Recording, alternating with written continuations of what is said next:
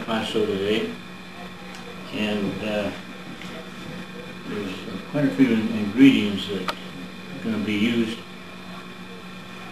Just for your own information, all of it put together, you're probably looking at maybe $25 to $30 on today's prices. The first thing I did, I cut up the capicola, and you cut slices like this. There were 5 slices that will be used in this, and it's probably about 3/8 of an inch thick.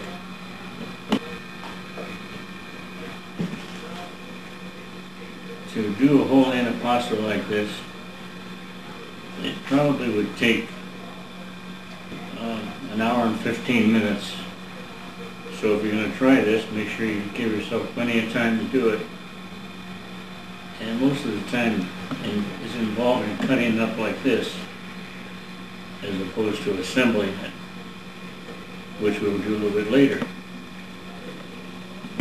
So I cut this one way, and then we cut it the other way to make it into little dice pieces.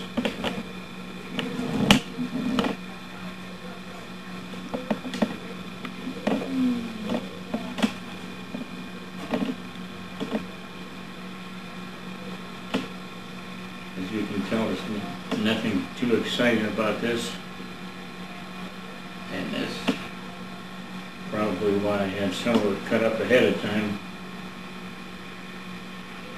So anyway, there's your equivalent of 5 slices of capicola,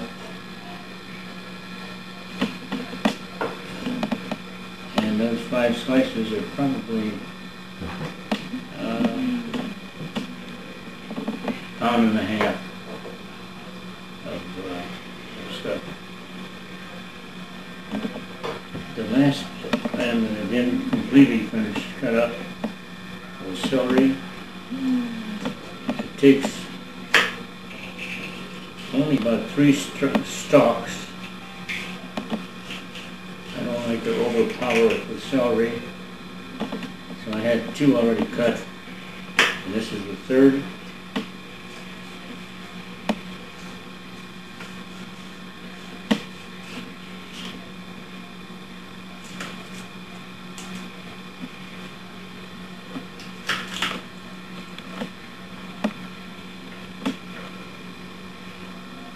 So it doesn't take too much celery, and you don't want to really have too much in there. It's only put in there to have a little crunch taste when you're eating the whole finished product. When this is all assembled and put together, I would estimate that you could serve 20 people and have some left over. I use 5 cans of tuna fish in oil. I like the oil because it keeps it more moist. We're going to wind up using 3 cans for the base start.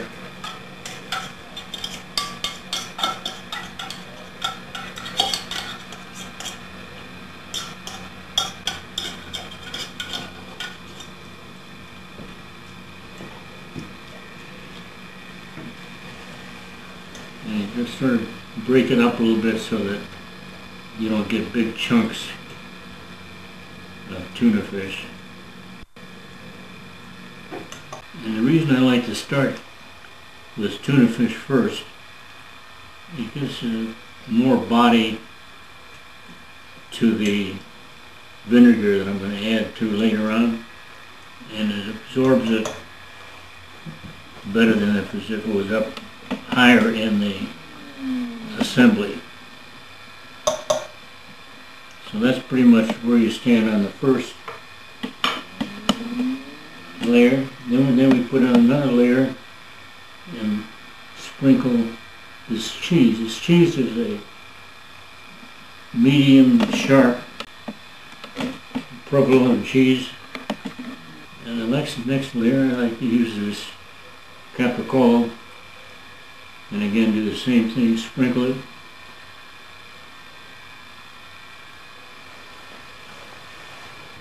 And you sort of try to use up about half of what you have cut up, because you're going to do this one more time.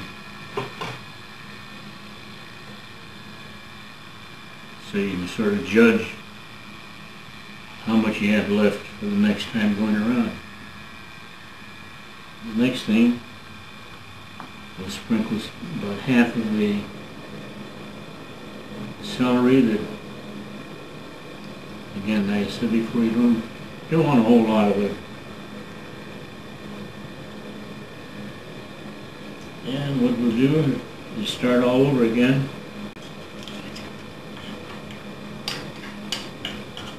With tuna fish first.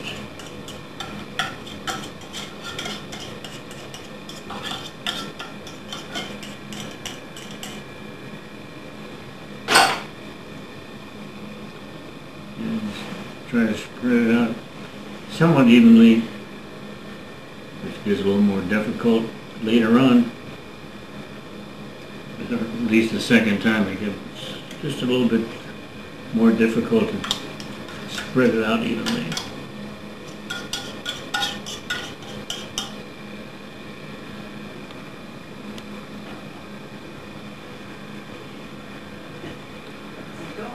In this particular case, I've got really more capicola than what I would need, but it all tastes good, so we'll use it all up.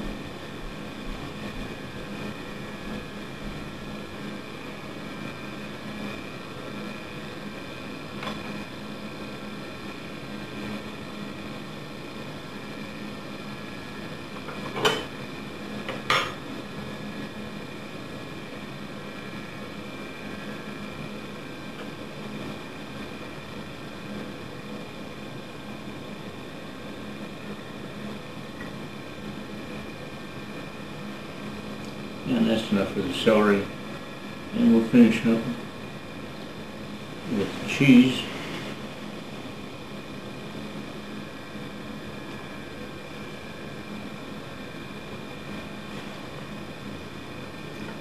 This is not real strong cheese.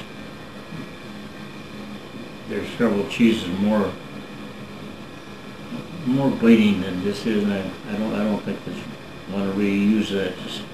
Just sort of a medium provolone does a good job.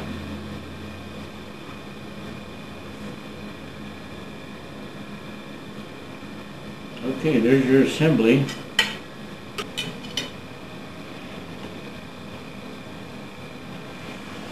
One thing I did forget,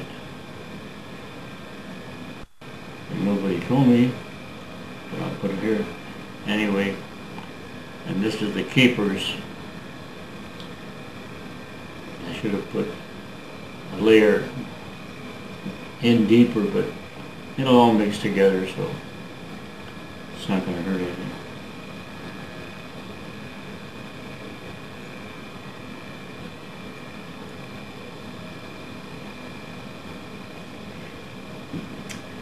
Okay, now we sit down and try to do a little decorating. These are pimento peppers. They don't add a whole lot of taste to the finished product, but it's more decorative material, more decoration than anything else. Set up this in rows. You can sprinkle it all the way around if you want to.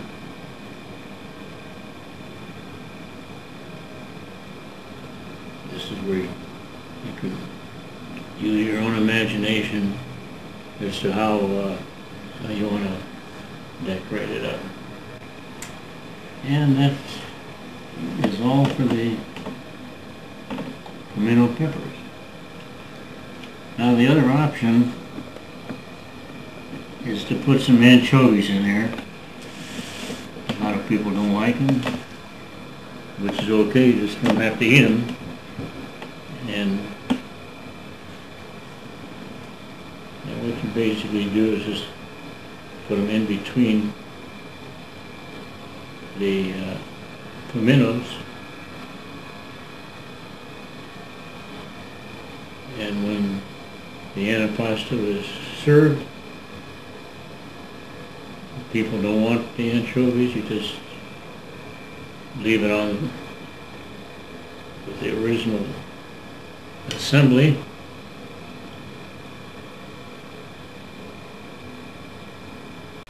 You can tell there's a lot of, there's 2 cans of anchovies on here, which really is a little more than what you need. But in a particular case that this is going to be used, I know that there's people that like the anchovies, so I did put some extra ones there. And the last thing that we're going to add on here now, again, it's a little more decoration, some olives.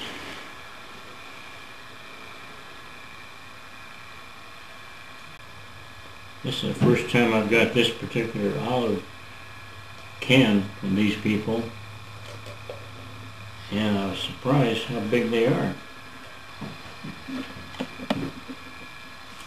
The last thing that we put on here now is some red wine vinegar, which gives us a little bit more of a kick.